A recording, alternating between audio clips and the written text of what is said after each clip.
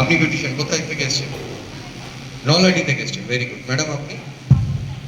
Okay, तो मेरे को थोड़ा सा हिंदी मिक्स करना होगा ना। आपको मैंने 3-4 बार बोल दिया आप यहाँ से हट जाइए, नहीं तो ये कांच तो আপনি কোথা থেকে এসেছেন?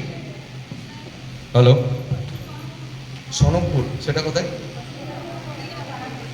তারাপীঠের ওদিক থেকে, বীরচন্দ্রপুর ওদিক থেকে। আপনার স্যালন আছে? তাহলে শিখছেন?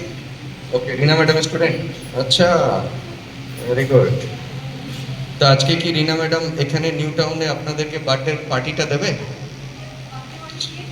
ও দিয়ে দিয়েছে? তাহলে তো কারা কারা হাততালি দিচ্ছিলেন? হাততালি সবাই দিচ্ছিল?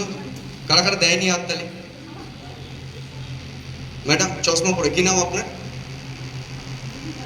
হাজি রুবিজি।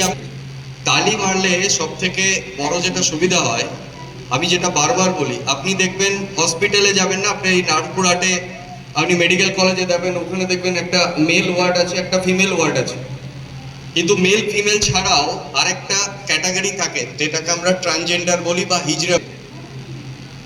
আপনি কোনো ডাক্তারখানায় লাইনে দেখেছেন হিজড়েরা লাইনে দাঁড়িয়ে আছে? কে কে দেখেছেন? রেয়ার, খুব কম। তার একটা বড় কারণ হচ্ছে হিজড়েরা কি করে? হাততালি দেয়।